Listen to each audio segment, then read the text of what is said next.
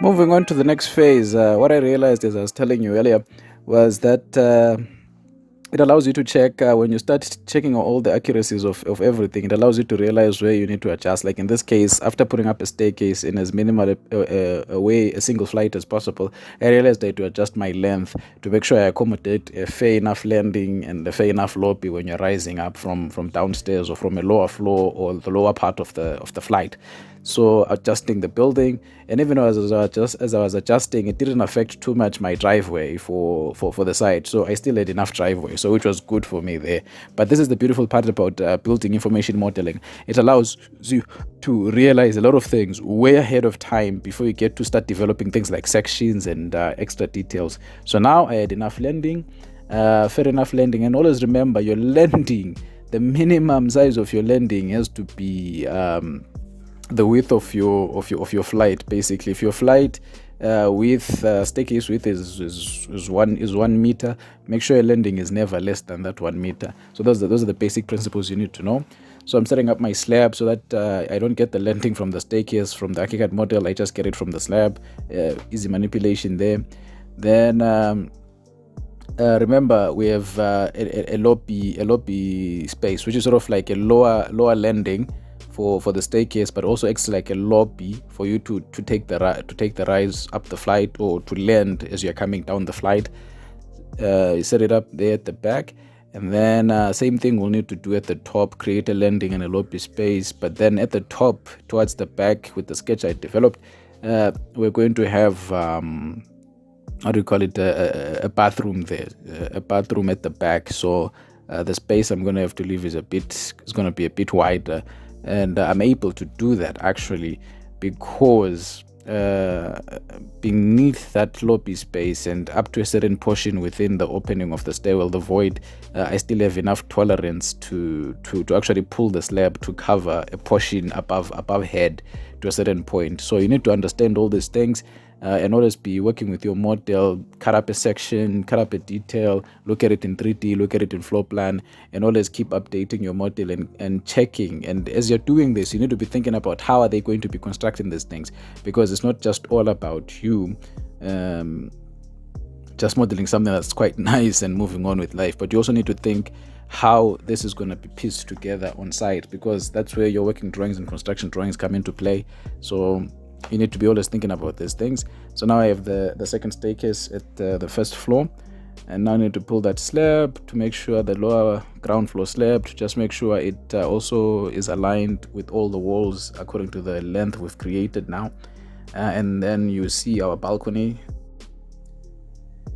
Now going to the floor plans, I'm going up to the first floor now, showing you what I've done. There by the corner, you get to see what I've created: a small bathroom, very functional, and 2 bedrooms at a minimal setup, basically. And you have a sort of a passageway or hallway. Then you have the stairwell, which is sort of that void. And then you had the landing right at the end towards the glazed facade. That's what you'd be getting basically there.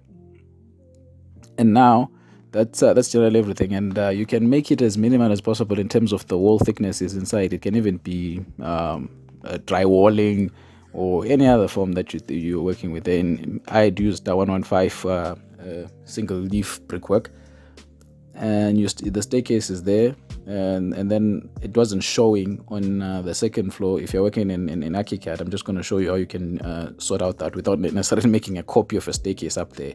You can manipulate things in ArchiCAD to show up in any story level, or create a different home story for each of the elements you've created. So in this case, the staircase is not showing up in the second story, but the staircase is taking you actually to the second story. So the staircase below should be showing in that story. So we're going to be able to adjust that soon and make sure it appears up there when you open up your dialog. Now here I was thinking what was going to happen, because remember, when you're working in software, always be willing to experiment. Here I was thinking, what if I stretch the balcony a little away from the building and create sort of a space between my modules. The space can act as a place to be where it can be like a drying yard where they can put their washing lines, or it can be a shared balcony, or somehow I can use the back portions to create a third bedroom for the next apartment. So it can be, the array can be an interchange between 2 beds and 3 beds, 2 beds, 3 beds, that kind of a setup. And then the front portion which remains is like an opening stretching out to be a part of the front or back balcony, becomes a shared or commonplace balcony or something like that. So if I was to drag this forward and leave, as I was saying, the backspace to be where the bedroom would possibly be, and have that extended balcony, would that work? For a moment, I'm thinking it's working. I'm thinking it might work.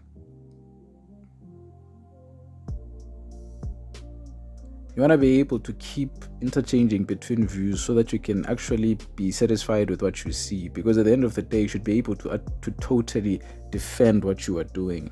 If you are not able to defend what you are doing, I would advise not to do it at all.